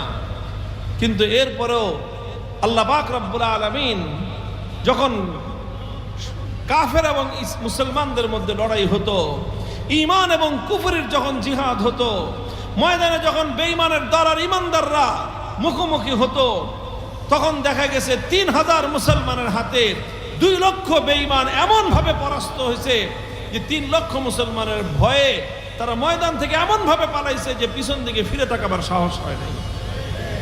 কেন? কোন শক্তির বলে? কি ছিল মুসলমানদের হাতে? ভাই, এটা দেহের শক্তি ছিল না, এটা হাতের শক্তি না, এটা দেহের শক্তি না। মুসলমানদের দেহের শক্তির অন্তরালে আরেকটা শক্তি ছিল, আরেকটা পাওয়ার ছিল, যেই পাওয়ারের বদৌলতে মুসলমানদের হাতে এমন শক্তি ছিল, যে পাওয়ারের বদৌলতে। দেখেন, এই যে বাল্ব আছে, একই সাইজের বাল্ব, একটা 5 পাওয়ার, আবার ওই সাইজেরই একটা বাল্ব, ওটার মধ্যে 500 ওয়াট, 500 পাওয়ার। তো বলেন, সাইজ কিন্তু দুটোটার একই। যেই ইসের মধ্যে কি বলা হয় এটাকে, হোল্ডারে যে লাগানো হয়, হোল্ডারও একই, সুইচও একই, তার এক, সব এক। 5 পাওয়ারের 5 ওয়াটের একটা বাল্ব আপনি লাগান, ওই সুইচ টিপলে ওই তার দিয়ে ওই হোল্ডার দিয়ে কারেন্ট আসার পরে 5 পাওয়ারের 5 ওয়াটের একটা সুইচ আপনার বাল্ব লাগাইলে কতটুকু আলো হবে, আর ওই সুইচ দিয়ে ওই তার দিয়ে ওই হোল্ডারে 500 পাওয়ারের যদি আপনি একটা বাল্ব লাগান, তো আলোর মধ্যে তারতম্য কতটুকু হবে বলেন না? 100 গুণ বেশি পাওয়ার হবে এটার মধ্যে। 100 গুণ পাওয়ার কেন হয়েছে? ওটাকে অনেক বড় দেখে না, বরং তার মধ্যে পাওয়ার বেশি, এই জন্য তার মধ্যে পাওয়ার বেশি। এই জন্য দেহ তো দুটোটা বাল্বের একই সমান, দেহ দুটোটা বাল্বের একই সমান, তবে একটা বাল্বের আত্মার শক্তি কম, আরেকটা বাল্বের ভিতরে আত্মার শক্তি বেশি। এই জন্য একটা বাল্বে যতটুকু আলো হয় আরেকটা বাল্বে তার চেয়ে 500 গুণ বেশি, 1000 গুণ বেশি আলো হয়। মোহতারাম হাজরিন, তো বাল্বের কথা বললাম, আল্লাহর কসম খেয়ে বলি দুনিয়ার মানুষের ভিতরেও এরকমই। দেহ দুইটা একই সমান, কিন্তু কারো দেহের মধ্যে আত্মার শক্তি কম থাকে, কারো দেহের মধ্যে আত্মার শক্তি বেশি থাকে। মানুষ যদি আত্মার পাওয়ার অর্জন করতে পারে, আত্মার পাওয়ার অর্জন করতে পারে 500 গুণ, 1000 গুণ শুধু নয়, লক্ষ কোটি গুণ বেশি একজন মানুষের মধ্যে পাওয়ার তৈরি হতে পারে। সেটা দেহ এবং মানুষের বাহ্যিক অবকাঠামোর পাওয়ার নয়, সেটা হলো একমাত্র মানুষের রূহ এবং আত্মার পাওয়ার। খলিফাতুল মুসলিমিন ওমর ফারুক রাদিয়াল্লাহু তাআলা আনহুর যুগে একবার রোমান সৈনিকদের সঙ্গে মুসলমানদের যুদ্ধ হয়, লড়াই হয়। রোমান সেনাপতি রুস্তম, রোমান সেনাপতি তার সৈনিক দলকে বলে দিল, হে আমার সৈনিকেরা, তোমরা বলো তো দেখি, এই যে আমরা এত বিশাল বাহিনী নিয়ে মুসলমানদের সঙ্গে লড়াই করি, যুদ্ধ করি, আমাদের সৈনিক দলের সংখ্যা থাকে অনেক বেশি, আর আমাদের সৈনিকরা অনেক বেশি ট্রেন আপ হয়, অনেক বেশি ট্রেনিং করা থাকে, আমাদের সৈনিকরা অনেক বেশি দক্ষ এবং যোগ্য সৈনিক, আমাদের সৈনিকদের হাতে যে অস্ত্রগুলো থাকে সেই অস্ত্রগুলো অনেক উন্নত মানের, আমাদের অস্ত্রের তুলনায় মুসলমানদের অস্ত্র অনেক দুর্বল, মুসলমানদের সৈনিকদের সংখ্যাও অনেক কম, মুসলমানদের সৈনিকদের আমাদের মতো উন্নত মানের ট্রেনিং নাই, সব দিক থেকে আমরা শক্তিমান, সংখ্যায় বেশি আমরা, অস্ত্রের শক্তি আমাদের বেশি, টাকার শক্তি আমাদের বেশি, আমাদের সব দিক থেকে আমাদের শক্তি বেশি।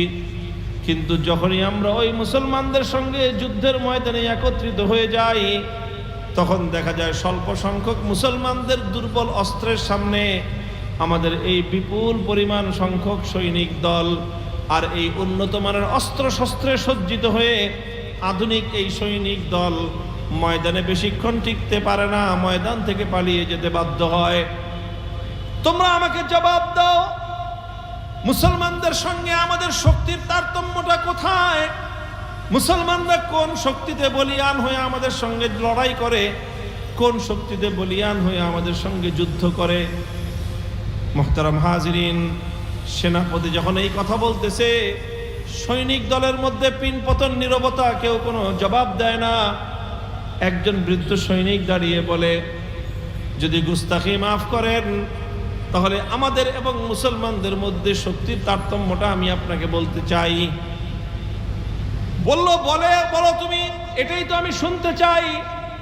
আমাদের মধ্যে আর তাদের মধ্যে কোন রহস্যময় শক্তি রয়েছে তারতম্য করে দেয়, যেই শক্তির কারণে আমরা বারবার পরাস্ত হই, তাদের সঙ্গে আমরা বিজয় লাভ করতে পারি না? তখন সেই বৃদ্ধ সৈনিক দাঁড়িয়ে বলে, আমি মুসলমানদের সঙ্গে অনেকগুলো রণাঙ্গনে লড়াই করেছি, যুদ্ধ করেছি, আর মুসলমানদের শক্তির উৎস খুঁজে তালাশ করবার চেষ্টা করেছি। আমি দেখেছি আমাদের সঙ্গে মুসলমান সৈনিকদের তারতম্য কোথায়, পার্থক্য কোথায়। আমি দেখেছি প্রতিদিন যখন আমরা এবং মুসলমানরা যুদ্ধে জড়াই, সন্ধ্যাবেলায় যখন যুদ্ধের সময় শেষ হয়ে যায় আর যুদ্ধের দামামা বন্ধ হয়ে যায়, যুদ্ধটা স্থগিত হয়ে যায়, আমাদের সৈনিকেরা আমাদের ব্যারাকে ফিরে আসে, মুসলমানদের সৈনিকেরা মুসলমানদের তাঁবুতে ফিরে যায়। আমাদের সৈনিকেরা যখন আমাদের ব্যারাকে ফিরে আসে, তখন আমাদের ব্যারাকের একটা চিত্র দাঁড়ায়, আর মুসলমানদের সৈনিকরা যখন মুসলমানদের তাঁবুতে ফিরে যায়, ওই তাঁবুগুলোরও আরেকটা চিত্র দাঁড়ায়। কি চিত্র?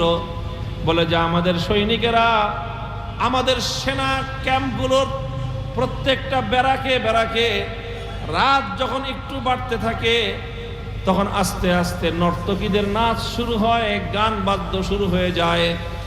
নাচের তালে তালে, গানের তালে তালে আমাদের সৈনিকরা মদ্যপান করে মাতাল হয়, নাচ গান করে, মাতলামি করে।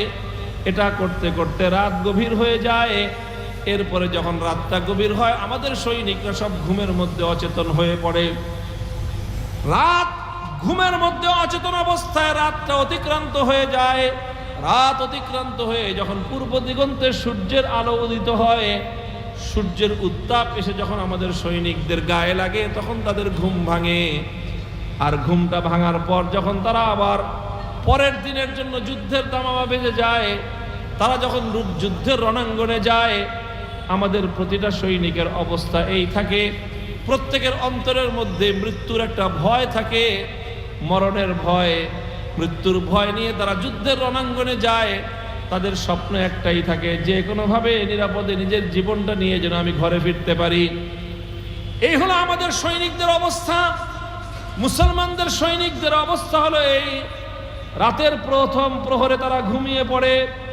তাদের ব্যারাকগুলোতে কোনো নাচ নাই, কোনো গান নাই, কোনো মদ নাই, কোনো আড্ডাবাজি নাই, তারা ঘুমিয়ে পড়ে। তারা রাতের প্রথম প্রহরে ঘুমায়, রাত বেশি রাত করে না। এরপরে যখন মধ্যরাতের সীমানা পার হয়ে যায়, তখন তাদের ঘুমগুলো আস্তে আস্তে ভাঙতে থাকে। আর এক একটা মুসলিম সৈনিক রাতের শেষ প্রহর যখন শুরু হয়, তারা বিছানা থেকে উঠতে আরম্ভ করে। উজু করে এসে তারা জায়নামাজে দাঁড়ায়। জায়নামাজে দাঁড়ায় আবেগ মাখা কণ্ঠে তারা আল্লাহর কোরআনের তেলাওয়াত করতে থাকে। একদিকে কণ্ঠে তাদের কোরআনের তেলাওয়াত চলতে থাকে, আর অপর দিকে তাদের আবেগে হৃদয় ভেঙে, বুক ভেঙে তাদের কান্না চলতে থাকে। চোখের অশ্রুতে তাদের বুক ভাসতে থাকে। নামাজের পরে যারা তখন দুহাত তুলে আল্লাহ পাক রব্বুল আলামিনের দরবারে ফরিয়াদের হাত তুলে তাদের আহাজারিতে খোদার আরশ পর্যন্ত কেঁপে উঠে। হঠাৎ কোন নতুন আগন্তুক যদি শেষ রাতে মুসলমানদের ওই সৈনিকদের ব্যারাকের পাশে এসে দাঁড়ায়, কারা এখানে থাকতেছে ওই লোকটা জানে না, হঠাৎ রাতের বেলায় আসছে, এসে যদি কান্নাকাটির আওয়াজ শুনে, তাহলে কান্নাকাটির আওয়াজ শুনে লোকটা মনে করবে যে এখানে যারা আছে এরা সন্ন্যাসীর দল, এরা বৈরাগী, এরা দুনিয়া কি জিনিস জানে না, এরা কোনো সৈনিকের দল নয়, বরং এরা দুনিয়াতে শুধু কান্নাকাটি করা ছাড়া বুঝি আর কিছুই জানে না। এভাবে রাতের শেষ প্রহরে মুসলমানদের তাঁবুটা কান্নার রোল পড়ে যায়, আল্লাহর কোরআনের তেলাওয়াতের দ্বারা গুঞ্জরিত হতে থাকে। এক একজন মুসলমান সিজদায় লুটিয়ে পড়ে আল্লাহ পাক রব্বুল আলামিনের কাছে ফরিয়াদ করতে থাকে, নিজের অপরাধের ক্ষমা চাইতে থাকে, নিজেকে অপরাধী বলে আল্লাহ পাক রব্বুল আলামিনের কাছে তারা নিজেদেরকে সুপর্দ করতে থাকে। এইভাবে কান্নাকাটি আর দোয়া রোনাজারি আর কোরআন তেলাওয়াত আর সিজদার মধ্যে জায়নামাজে তাহাজ্জুদের মধ্যে দাঁড়িয়ে দাঁড়িয়ে তাদের রাতটা সমাপ্ত হয়ে যায়। এরপরে যখন পূর্ব দিগন্তে সূর্য উঠে, যুদ্ধের তামামা যখন বাজতে আরম্ভ করে, তখন এক একজন মুসলমান জিহাদের ময়দানে যখন নামে, প্রত্যেকটা মুসলমানের কাছে শহীদি মৃত্যুর জন্য তারা এতটাই পাগল হয়ে থাকে। আমরা জীবন বাঁচাতে যতটা পাগল, ওরা তাদের আল্লাহর জন্য জীবন দিতে তার চেয়ে বেশি পাগল। হুম রুহবানুল লাইলি ওয়া ফুরসানুন নাহার, হুম রুহবানুল লাইলি ওয়া ফুরসানুন নাহার। মুসলমানদের শক্তির উৎস হলো এই দুইটা জায়গায়। ওরা রাতের বেলায় তাহাজ্জুদ গুজার, দিনের বেলায় ওরা ঘোড়সাওয়ার। যতদিন পর্যন্ত মুসলমানদের মধ্যে এই দুই শক্তি থাকবে, রাতের বেলায় তাহাজ্জুদের মাধ্যমে, রাতের বেলায় কান্নাকাটির মাধ্যমে, রাতের বেলার কোরআনের তেলাওয়াত আর রোনাজারির মাধ্যমে তাদের আত্মার শক্তি তারা অর্জন করে।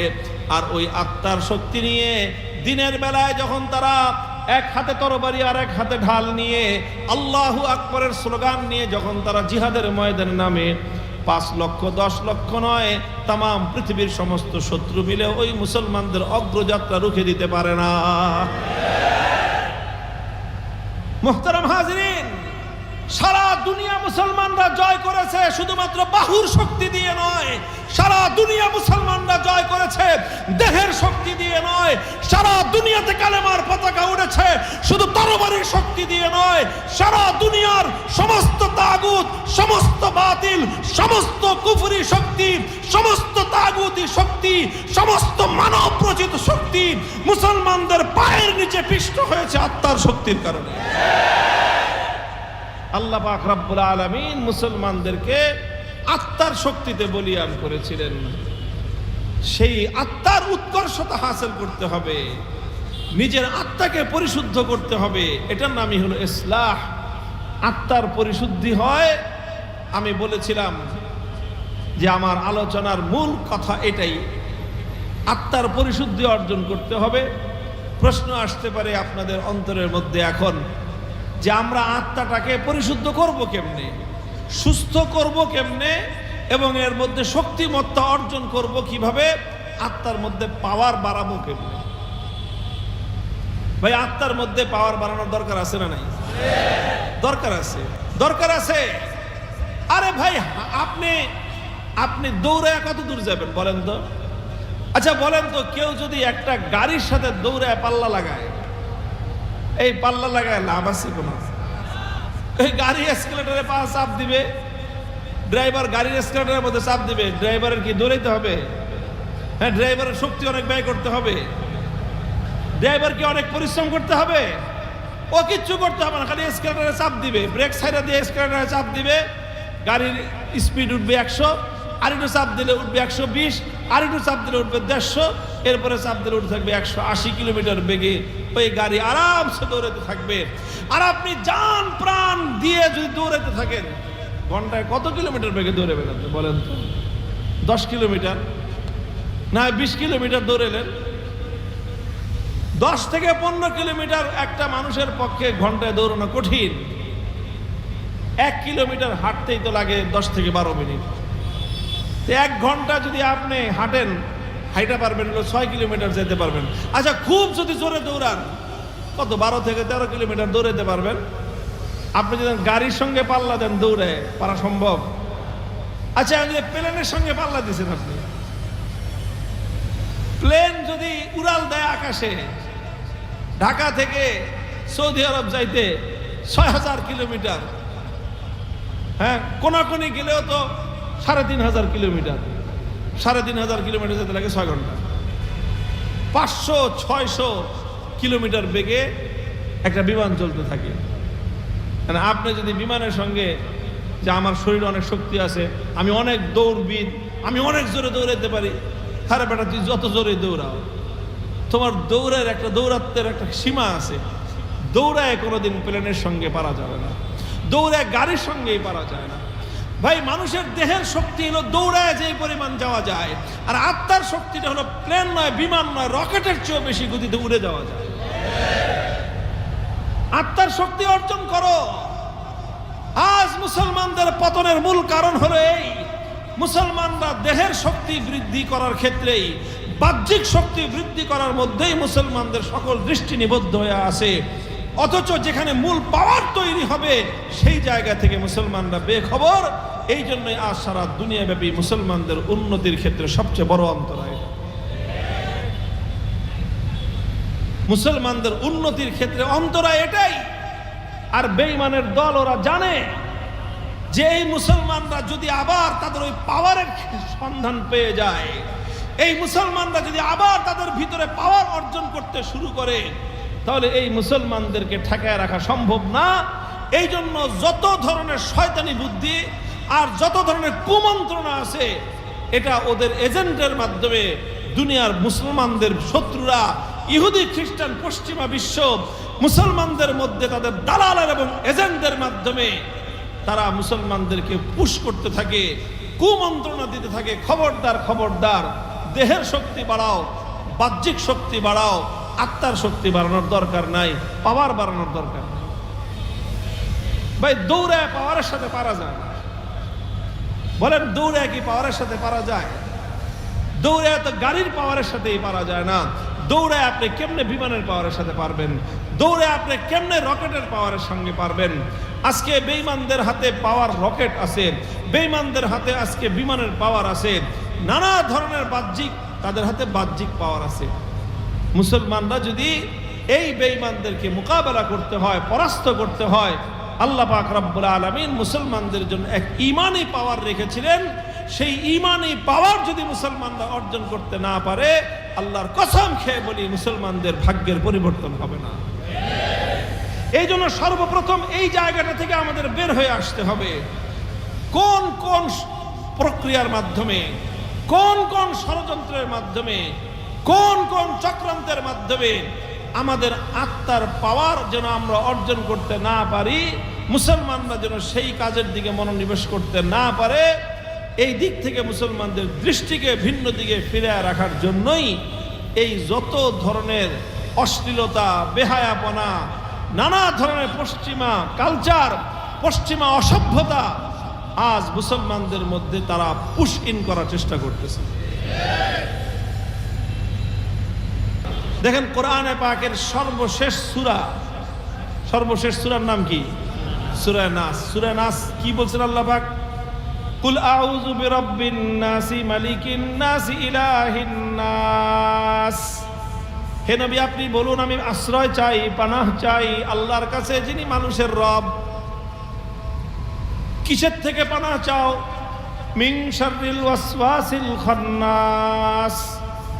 আমি পানাহ চাই যে নাকি আস্তে আস্তে করে মানুষের অন্তরের মধ্যে কুমন্ত্রণা দেয়, তার থেকে।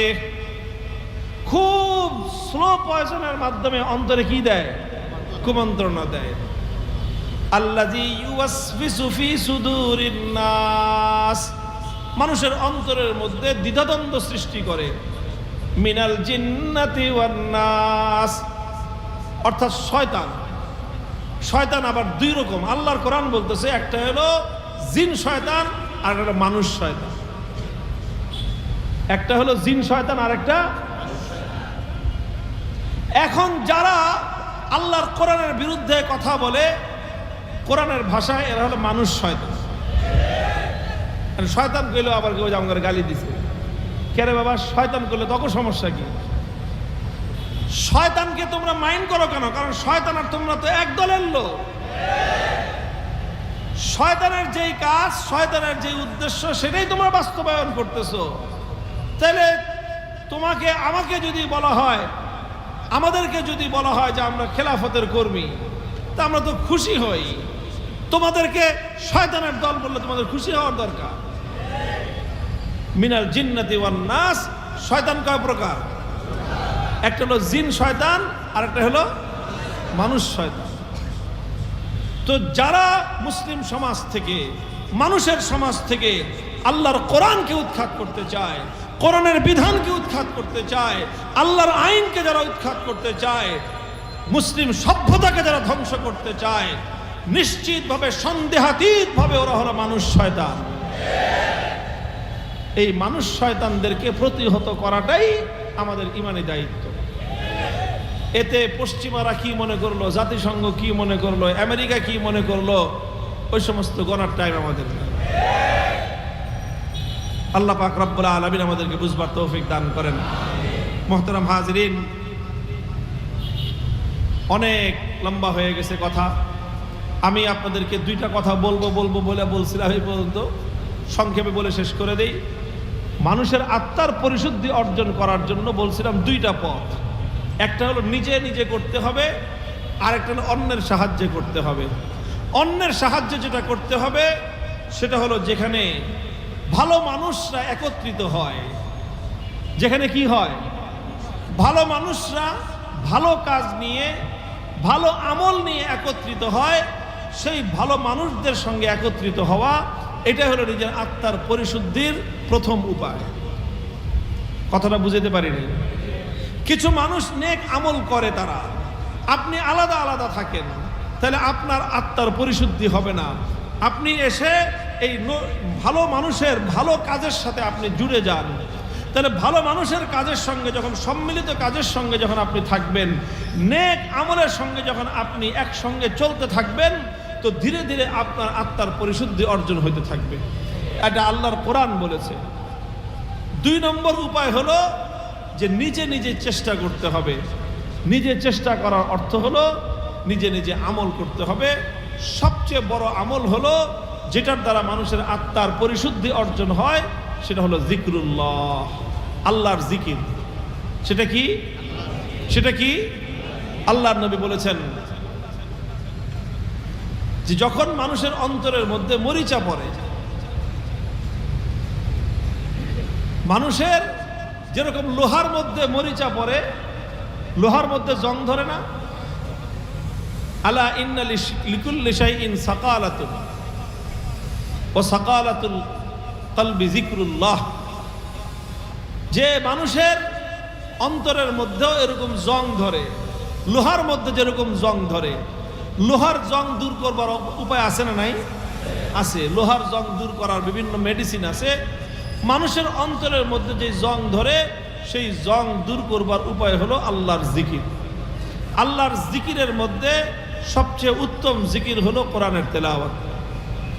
আর কোরআনের তেলাওয়াতের পাশাপাশি নিজে কিছু জিকির করা, সকাল সন্ধ্যা তাসবিহ পড়া, সুবহানাল্লাহ, আলহামদুলিল্লাহ, আল্লাহু আকবার, লা ইলাহা ইল্লাল্লাহ।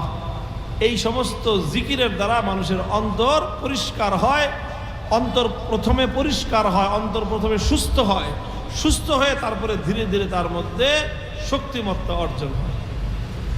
আল্লাহ পাক রব্বুল আলামিন যে তৌফিক দান করেন। আবার অন্য কোনো সময় এই দুইটা বিষয়ের উপর ভিন্ন আলোচনা করব। আজকে আমার আলোচনা এতটুকুই ক্ষান্ত করছি। আমার মূল আলোচনার সার সংক্ষেপ হলো যে ভাই, দেহের সুস্থতা নিয়ে আমরা চিন্তা করি, দেহের উন্নতি নিয়ে আমরা চিন্তা করি, দেহের শক্তিমত্তা বৃদ্ধির চিন্তা করি। দেহেও যেরকম সুস্থতা হয়, উন্নতি হয়, শক্তিমত্তা অর্জন হয়, আত্মাও সুস্থ হয়, উন্নত হয়, শক্তিমত্তা অর্জন হয়। তবে কথা হলো যে দেহের উন্নতির একটা সীমা আছে, আর আত্মার উন্নতি এর চেয়ে লক্ষ কোটি গুণ বেশি হওয়া সম্ভব। এই জন্য আমরা নিজেদের আত্মাকে পরিশুদ্ধ করবার চেষ্টা করি, নেক লোকদের সোহবত অর্জন করি। আমাদের এই মসজিদে ইসলাহি মজলিস হয় মাসে একদিন। আজকে মূলত আমি এখানে আসছি এই জন্যই যে আপনাদের সকলকে আহ্বান করব, এখানে আমাদের দ্বীনী ভাইয়েরা, আমাদের সংগঠনের ভাইয়েরা, বাংলাদেশ খেলাফত যুব মজলিস, খেলাফত মজলিসের ভাইয়েরা মাসে এখানে একদিন, কোন দিন? প্রতি মাসের প্রথম বৃহস্পতিবার দিন এশার পর থেকে এরকম ইসলাহি মজলিস হয়, শেষ সাথে জিকির হয়, কিছু আমল হয়। এই যে মানুষের সাথে, নেক লোকদের সাথে আপনি কিছু সময় কাটাবেন, এই সময় কাটানোর দ্বারা নেক লোকদের সঙ্গে সাহচর্যের মাধ্যমে, নেক লোকদের সাহচর্যের মাধ্যমে আপনার অন্তর পরিশুদ্ধ হতে থাকবে। এরপরে আপনি এখানে জিকির করবেন, তেলাওয়াত করবেন, নামাজ পড়বেন, এর দ্বারা আপনার অন্তরের মধ্যে পরিশুদ্ধি অর্জন হতে থাকবে। আল্লাহ পাক রব্বুল আলামিন আমাদের সকলকে তৌফিক দান করেন। আমরা যেন আত্মার শক্তিতে বলিয়ান হয়ে আমরা এমন একটি মুসলিম জাতির সেই হারানো দিনের গৌরব, আবারও সেই সোনালী যুগ যেন আমরা ফিরিয়ে আনতে পারি। আল্লাহ পাক রব্বুল আলামিন আমাদের সকলকে তৌফিক দান করেন। আজকের এই ইসলাহি মজলিসকে আল্লাহ পাক রব্বুল আলামিন পরিপূর্ণ কবুল এবং কামিয়াব করেন। দীর্ঘ সময় পর্যন্ত আপনারা যারা এখানে আমাদের আলোচনা শুনলেন, আল্লাহ পাক আপনাদের সকলকে এই আলোচনার দ্বারা পরিপূর্ণ উপকৃত হওয়ার এবং এই আলোচনার উপর আমল করার তৌফিক আল্লাহ আমাদের সকলকে দান করেন। ওয়া আখিরু দাওয়ানা আলহামদুলিল্লাহি রাব্বিল আলামিন। সুবহানাল্লাহি ওয়া বিহামদিহি সুবহানাল্লাহিল আযীম। সুবহানাল্লাহি ওয়া বিহামদিহি আদাদা খালকিহি ওয়া রিদা নাফসিহি ওয়া জিনাতা আরশিহি। সুবহানাল্লাহি ওয়া বিহামদিহি সুবহানাল্লাহিল আযীম। আল্লাহুম্মা সাল্লি আলা মুহাম্মাদ ওয়া আলা আলি মুহাম্মাদ কামা সাল্লাইতা আলা ইব্রাহিম ওয়া আলা আলি ইব্রাহিম ইন্নাকা হামিদুম মাজিদ। ইয়া হাইয়্যু ইয়া কাইয়্যুম বিরহমাতিকা নাস্তাগীথ আসলিহ লানা শানানা কুল্লাহ ওয়ালা তাকিলনা ইলা আনফুসিনা তারফাতা আইন। ইলাহুল আলামিন রব্বুল আলামিন, আয় আল্লাহ, আমরা দীর্ঘ সময় পর্যন্ত সালাতুল ইশার আদায় করে আয় আল্লাহ আপনার দ্বীনের কথাগুলো আলোচনা করলাম। আমাদের আত্মার পরিশুদ্ধি অর্জন করার জন্য আল্লাহ আমরা চেষ্টা করলাম, কিছু মুজাকারা করলাম, আলোকপাত করলাম। ইলাহুল আলামিন, এই কথার মধ্যে কোনো ভুল ত্রুটি হয়ে থাকলে তুমি মাফ করে দাও। আয় আল্লাহ, আমাদের সকলের আত্মাগুলিকে তুমি পরিশুদ্ধ করে দাও। আয় আল্লাহ, আমাদেরকে পরিপূর্ণ ইসলাহে নফসের তৌফিক এনায়েত করে দিন। ইলাহুল আলামিন রব্বুল আলামিন, আমাদের ভাইয়েরা এখানে প্রতি মাসে ইসলাহি মজলিসের মাধ্যমে আয় আল্লাহ নিজেদের আত্মার পরিশুদ্ধির জন্য মেহনত করেন। আয় আল্লাহ অন্যান্য কর্মসূচি তারা পালন করেন। আয় আল্লাহ আপনার দিনকে বিজয়ী করবার এই কর্মসূচিগুলোকে আপনি কবুল এবং মঞ্জুর করুন, পরিপূর্ণ কামিয়াবি নসিব ফরমান। আয় আল্লাহ সাধারণ মানুষের অন্তরের মধ্যে আয় আল্লাহ আপনার দ্বীনের প্রতি, ইসলামের প্রতি এবং দিন বিজয়ের মেহনতের প্রতি মহব্বত দান করে দিন। আয় আল্লাহ আমাদের এই জন্মভূমি, এই মাতৃভূমি শত শত বছর ধরে আল্লাহ আমাদের পূর্বপুরুষরা ঘাম, অশ্রু আর রক্ত দিয়ে এই জমিনকে আল্লাহ গঠন করে গেছেন। আয় আল্লাহ তাদের এই পবিত্র আমানতকে হেফাজত করা তৌফিক আমাদেরকে দান করেন আল্লাহ। আয় আল্লাহ পূর্বপুরুষদের হাজী শরীয়তুল্লাহদের এই আমানতের দিকে শকুনের চোখ পড়েছে। ইসলামের দুশ্মনরা আল্লাহ এই জমিনকে কলুষিত করতে চায়। আয় আল্লাহ ইহুদি খ্রিস্টান সহ পশ্চিমা অসভ্য বেলিল্লারা তাদের এজেন্টের মাধ্যমে, দালাল চামচাদের মাধ্যমে আয় আল্লাহ আমাদের আবহমান কাল থেকে চলে আসা ইসলামী সভ্যতাকে ধ্বংস করতে চায়। আয় আল্লাহ এই কুলাঙ্গার কুচক্রীদেরকে মোকাবেলা করার তৌফিক এবং হিম্মত আমাদেরকে নসিব ফরমান। আয় আল্লাহ আপনার এই জমিনকে কোরআনের শাসনের জন্য কবুল করুন। আয় আল্লাহ এদেশে আপনি কালিমার ঝান্ডা সমুন্নত করে দিন, ইসলামের বলকে বালা করে দিন। আয় আল্লাহ আপনার সেই প্রদত্ত খেলাফতের ব্যবস্থাকে আবার দুনিয়াতে ফিরিয়ে আনবার তৌফিক দান ফরমান। আয় আল্লাহ সারা দুনিয়াকে আবার ইসলামী খেলাফতের শাসনাধীন করে দিন। আয় আল্লাহ ইসলামী খেলাফতকে আল্লাহ আপনি আবার পুনর্জীবিত করে দিন। ইলাহুল আলামিন রাব্বুল আলামিন। হজের মাস চলতেছে, অনেক হাজী সাহেবান বাইতুল্লাহ নগরে চলে গেছে আল্লাহ, অনেকে যাওয়ার পথে আছে, অনেকে যাওয়ার অপেক্ষায় আছে আল্লাহ। প্রত্যেককে আল্লাহ আপনি সহি সালামতের সাথে পবিত্র মক্কায়, পবিত্র মদিনা শরীফে যাওয়ার তৌফিক দান ফরমান। হজ্জে মাবরুর নসিব করেন ইলাহুল আলামিন। হজের মৌসুমে পবিত্র নগরী মক্কা এবং মদিনাকে সব ধরনের দুর্ঘটনা এবং বালা মুসিবত থেকে আপনি হেফাজত ফরমান। ইলাহুল আলামিন রাব্বুল আলামিন আমাদের দোয়াকে আপনি কবুল করুন, আমাদেরকে মাফ করে দিন, আমাদের বাবা মা আপনজনদেরকে মাফ করে দিন। ইলাহুল আলামিন অসুস্থদেরকে শিফা দান করুন, পেরেশানদেরকে পেরেশানি মুক্ত করে দিন, অভাবগ্রস্তদের অভাব দূর করে দিন, বেরোজগারদের হালাল রুজির ব্যবস্থা করে দিন। আয় আল্লাহ আমাদের পরবর্তী প্রজন্ম, আমাদের সন্তান সন্ততি, তাদের সকলকে আল্লাহ আপনার দ্বীনের জন্য কবুল করুন, তাদেরকে মজবুত ঈমান এবং আমল এবং হেদায়েত নসিব ফরমান। রব্বানা তাকাব্বাল মিন্না ইন্নাকা আনতাস সামিউল আলিম ওয়া তুব আলাইনা ইয়া মাওলানা ইন্নাকা আনতাত তাওয়াবুর রহিম। সুবহান রাব্বিকা রাব্বিল ইজ্জাতি আম্মা ইয়াসিফুন ওয়া সালামুন আলাল মুরসালিন ওয়ালহামদুলিল্লাহি রাব্বিল আলামিন।